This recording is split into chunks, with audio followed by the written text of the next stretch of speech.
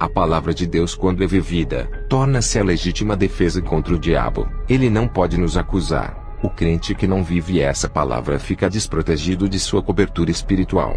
A palavra de Deus tem suprido meu espírito e me dado forças para vencer as provas. Jesus tem cuidado de mim como uma criança recém-nascida. Todo o meu crescimento espiritual foi concedido pelo Espírito Santo. Ele tirou toda a maldade do meu coração. Me libertou de todo o pecado que me impedia de crescer espiritualmente. Ele purificou a minha alma e o meu espírito. Fertilizou meu interior com a sua palavra e fez germinar os frutos espirituais. Essa semente que cresceu em meu coração tem dado bons frutos e vem amadurecendo a cada ano. Isso explica que eu estou em processo de transformação. Fui para a cidade de Bogotá, na Colômbia, pregar a palavra. Fiz uma campanha em um bairro pobre, em uma igreja pequena. Fiquei preocupado com aqueles irmãos. O seu pastor disse que os irmãos já não são mais os mesmos. Perderam o calor espiritual, já não pregavam mais como antes, e aceitaram viver nessa situação de pecado. Alguns dessa igreja saíram em busca do calor que perderam, e foram para outros ministérios. O defeito não estava na igreja, estava em suas atitudes. Eles decaíram na fé, estavam à procura de igrejas que acendessem suas chamas. Jamais encontrariam essas chamas em outras igrejas se não se arrependessem de seus pecados. Se buscassem ao Senhor se arrependendo de seus pecados, aqueles galhos secos iriam enverdecer, e suas folhas cairiam e nasceriam outras novas. Os galhos floresceriam igual às flores da vara de Arão, provando que ele era santo e capacitado para ser escolhido. O galho seco não tem o Espírito Santo. Está sedento de Deus e procura meios para matar essa sede. Não tem consolador que possa encher-te. Está morrendo espiritualmente. Se Jesus é a vida e o crente está morrendo, é sinal de que ele está longe da fonte da vida que mata a sua sede. Muitos dizem: você não tem medo de ser assassinado por aquilo que fala? Eu disse: a minha segurança não é confiar em mim, mas naquele que me deu a vida. Somente ele é quem pode tirá-la. Tenho convicção de que ele é comigo e me livrará de todo o mal. Quando terminei de falar, entrou um homem com uma arma na mão e disse: prove que você é de Deus. Morrerá por ele hoje. Se quiser viver, negue o seu Deus. Eu disse: Satanás, escute aqui. Esse território não é seu. Perdeu. A partir de hoje eu declaro a sua derrota. O rapaz apontou a arma e disse: hoje tu vai morrer. Eu disse: pode atirar. Da sua arma não sairá nenhuma bala. A minha vida pertence a Deus. A chave da morte está nas mãos de Jesus. Somente Ele pode me matar. Quando eu comecei a falar essas palavras, aquele rapaz caiu endemoniado para trás. Ele estava se tremendo, parecendo que estava em convulsão. Eu expulsei os demônios. Eram legiões que estavam naquele corpo. O pastor daquela igreja disse: esse rapaz não é o primeiro. Entrou outros aqui e fechou a igreja. Você foi o primeiro que bateu de frente. Eu orei por aquele rapaz e ele aceitou a Jesus. Eu continuei falando. Deus tem segurado em minhas mãos e tem me guiado, e me cerca com a sua muralha de fogo que me serve de fortaleza. Perto dele estou tranquilo, nele tenho segurança e estarei livre do perigo. Estou em suas mãos, não posso cair, estou preso nele, me seguro nele. Não posso me dobrar diante do pecado e nem ceder para os meus desejos. Permaneço leal a ele, e firme em sua presença. Ele tem me tirado do sufoco espiritual, tem tampado minhas fraquezas, tem me estruturado em sua palavra, tem restaurado as trincas desse templo e consertado as minhas colunas quebradas para que esse templo não vá ao chão. O pecado tentou entrar nesse templo e destruí-lo. O selo do Espírito Santo impediu que o pecado entrasse em mim, e lacrou as portas desse templo. No outro dia de pregação, o pastor estava pregando. Um rapaz entrou com uma faca nas mãos para matar o pastor. O pastor ficou apavorado. Eu entrei no meio e disse: em nome de Jesus, tu estás paralisado. Aquele rapaz havia levantado a mão para dar uma facada no pastor. Seu corpo ficou paralisado como uma estátua. Eu assoprei e ele caiu.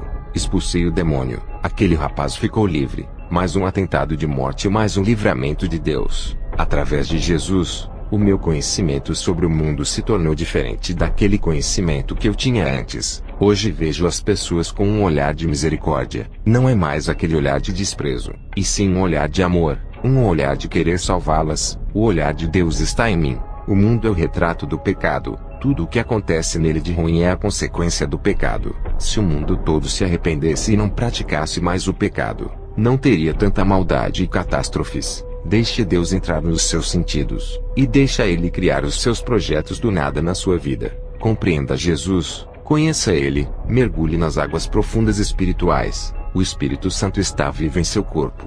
Seja um valente de Deus. Seja seu guerreiro forte. Seja submisso 100% à sua palavra. Obedecer a Deus é estar sempre debaixo de sua graça andando em seu caminho. Seja um forte de Deus. Deixe Ele usar você. Obedeça a sua palavra. Pague o preço para entrar no céu. Seja um espelho nesse mundo. Produza efeitos na vida de uma pessoa através de sua vida. Deixe o poder de Deus transformar você. Ele lhe dará força, capacitação, e fará uma potência espiritual contra o mal.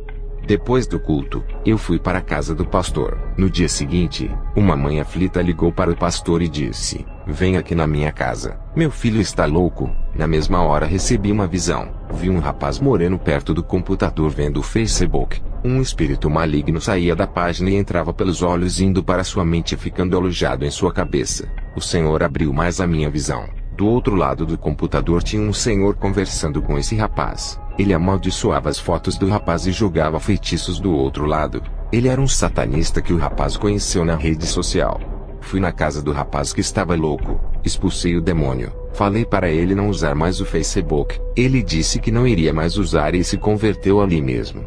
Fui ministrar em outra igreja, e foi-me revelado o estado daquela congregação. A mensagem para aquele lugar foi sobre as paixões do mundo que domina a cabeça. Outros irmãos tomavam decisões erradas quando estavam nervosos e com o emocional à flor da pele. Tudo isso tirava a razão, deixando eles irracionais sem equilíbrio mental, indomáveis e explosivos. A oração iria amortecer as suas carnes e domar seus corações controlando seus pensamentos e temperamentos. Muitos ali estavam sendo enganados pelos falsos profetas por não saberem a palavra de Deus. Eles não tinham entendimento da palavra. Eram ouvintes e não praticantes. Eles não deixavam o Espírito Santo lhe usarem. Não deixavam ele comandar a ministração e conduzir. Eu exortei eles a se prepararem, examinarem suas vidas, se corrigirem, obedecerem ao chamado, não fazer as suas vontades e fazer aquilo que Deus queria. Sejam um instrumento nas mãos de Deus. Sejam úteis para o trabalho de Deus. É tempo de plantar para Cristo e colher os seus frutos. Seja um agente para a execução do trabalho de Deus. Deus lhe dará recursos celestiais para alcançar almas. Quando a igreja terminou, fui embora para onde eu fui hospedado. Ao chegar lá, dobrei os meus joelhos. Orei sem cessar até as 4 da madrugada. Senti o meu corpo explodir de unção. Uma eletricidade tomou conta de mim. Caí com o rosto no chão. Meu espírito saiu. O anjo Gabriel desceu até o meu encontro. Ele disse: "Kenzo, está preparado para mais uma experiência?" Eu disse: "Estou." Subimos ao céu. O portão celestial se abriu e eu entrei para dentro do paraíso. Que saudades voltar para esse lugar. Os anjos do céu me receberam. Eu não sabia, mas o meu nome era popular no céu pelas obras que eu fazia na terra e pela vida que eu vivia na terra. Os falsos profetas, apesar de terem sua fama na terra, seus nomes não são citados no céu. O anjo me disse: "Satanás quer destruir a igreja através do pecado.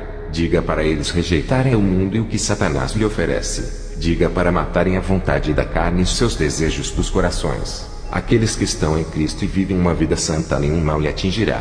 Nem feitiçaria poderá te fazer mal, pois a santidade é sua armadura." Diga para a igreja fazer obras de caridade, ajudarem os oprimidos e aqueles que necessitam. A pessoa que você ajuda hoje, pode lhe ajudar amanhã se tiver gratidão. Diga para eles ajudarem sem esperar nada em troca. Sejam generosos e não interesseiros, a retribuição virá de Deus, seja na terra ou no céu. Jesus disse: "Meu servo, tu sempre teve dúvidas sobre a salvação de Salomão. Hoje irei revelar a ti onde Salomão se encontra." Eu e Jesus começamos a andar nas ruas de ouro no céu. Passamos perto dos edifícios de ouro que são as casas dos santos. Eu vi homens jovens com seus corpos resplandecentes. Eu vi Isaque, Jó, Sansão e Elias. Continuamos a andar e vi Maria Madalena, Ana e Isabel. Elas estavam lindas e seus rostos refletiam a glória. Chegamos em um lugar onde vi o rei Salomão. Suas vestes brancas refletiam o branco da justiça. Também vi Tiago e João Batista. Todos estavam felizes com sorrisos no rosto. Continuamos a andar e o Senhor disse: "Kenzo, aquela é a sua casa."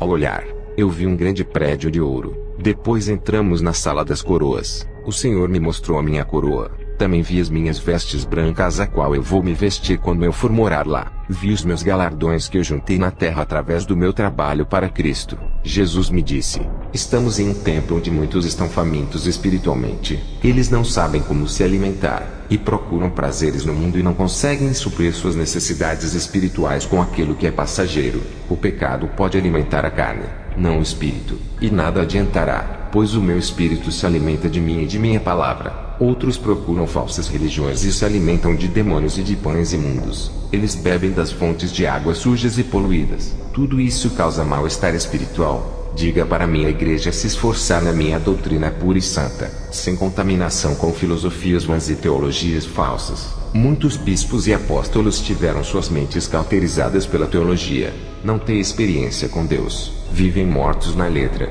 sem direção da minha verdade.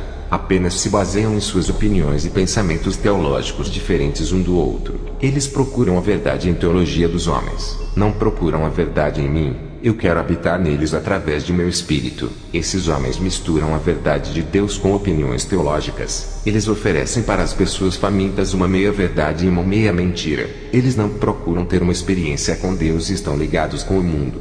São apenas estudiosos acadêmicos. Não são praticantes. Conhecem um Deus nos livros de teologia, não me conhecem como pessoa. Amam o mundo e o que nele está. Sua relação com o mundo é tão forte que eles não querem mais largar. Experimentam mais as delícias do mundo e não experimentam o sobrenatural de Deus. O mundo lhe oferece apenas algumas horas de alegria. Tudo é ilusão e passageiro. São armadilhas para a morte. Estão aliançados como o mundo. São como ratos atraídos pelo cheiro da comida, e caem na ratoeira da morte armada por Satanás. Depois eu voltei para a terra e fui para a igreja ministrar. Uma irmã da igreja me pediu para fazer uma visita em sua casa. No outro dia, eu orei pela irmã e disse: eu irei em sua casa fazer uma visita e uma oração. Ao chegar em casa dobrei os meus joelhos no chão. O Senhor falou comigo dizendo: não vá na casa daquela mulher. Satanás irá usar ela com mentiras para escandalizar o seu ministério. Lembra de José que foi escandalizado pela mulher de Potifar. Essa mulher irá fazer o mesmo contigo.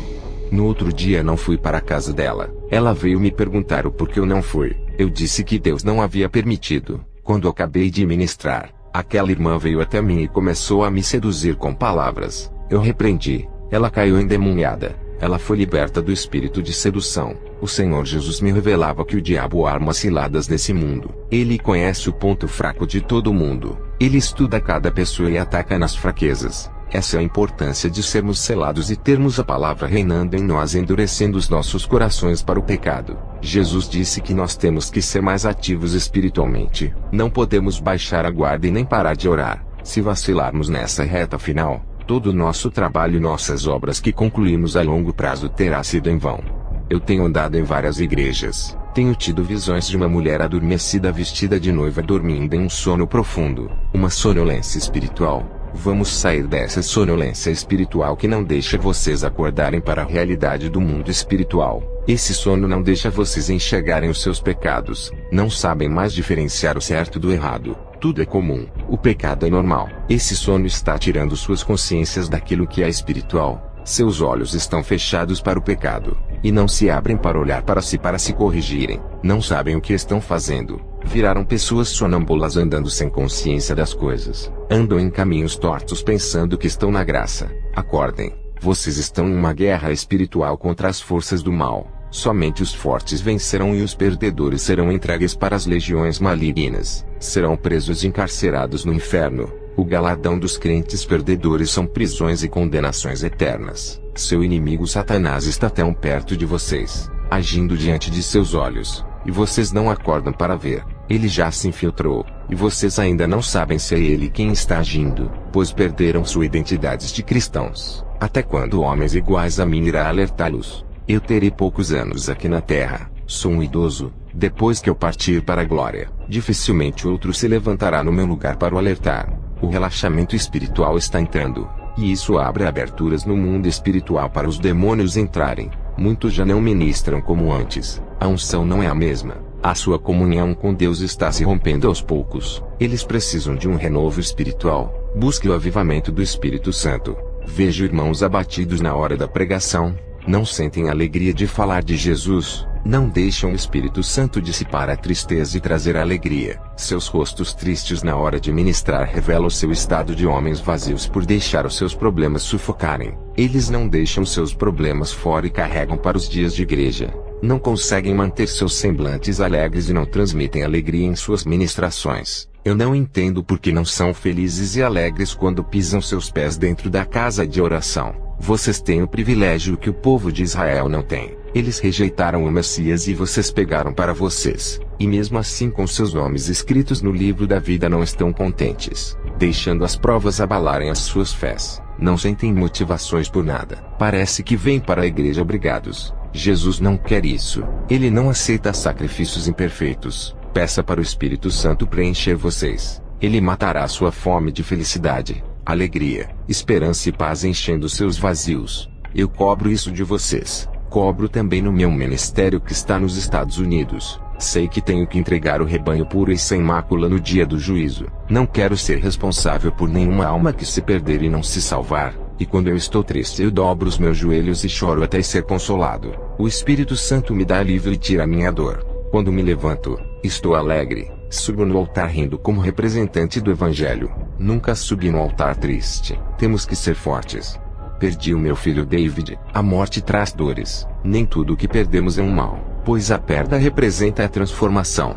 Isso muda o coração em relação à vida. As dores físicas e emocionais nos fazem assumir uma posição de guerreiros diante da situação, e isso agrada a Deus, nos traz para perto dele, e nos faz despertar espiritualmente. Deus testa a nossa fé para ver se estamos firmes nele.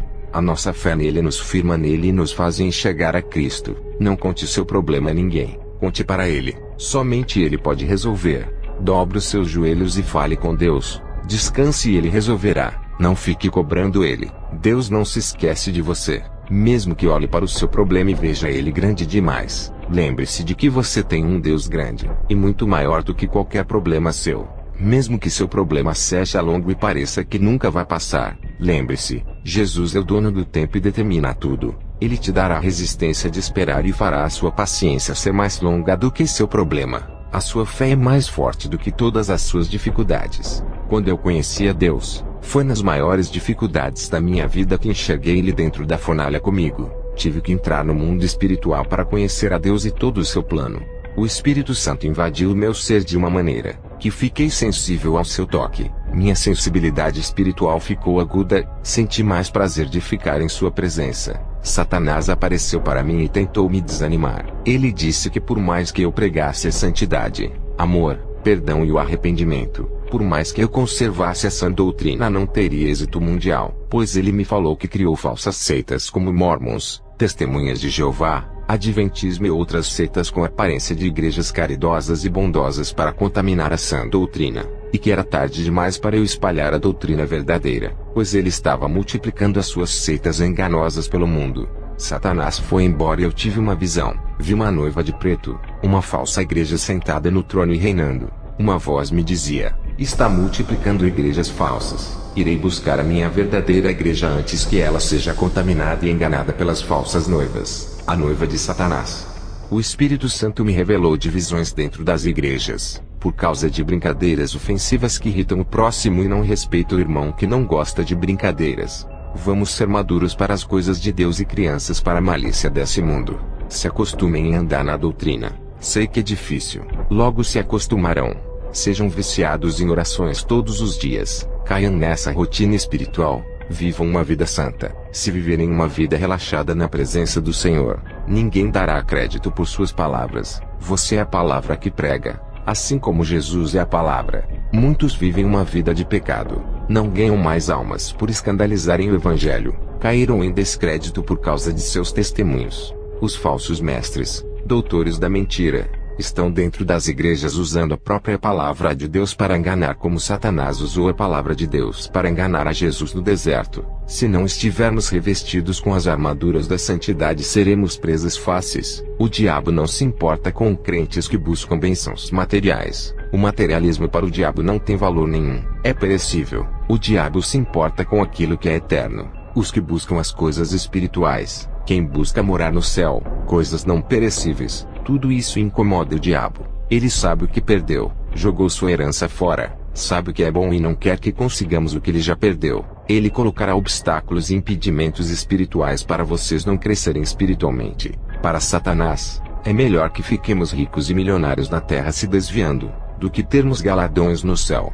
Ele prefere que conquistemos o mundo, sejamos poderosos aqui ao invés de conquistarmos o céu, pois a riqueza corrompe, e a riqueza dessa terra acaba. Já as dos céus são eternas. Nossas riquezas não estão nesse mundo, estão sendo armazenadas no céu para onde iremos morar, para que ajuntar tesouros na terra, se quando morremos não levaremos nada. Tudo vai ficar aqui, para onde vamos não levaremos, pois o noivo nos levará e deixará os nossos bens. Que todos que ouvem esse testemunho venham a se reconciliar com Deus, que venham a receber uma unção especial ao ouvir essas palavras. Amém.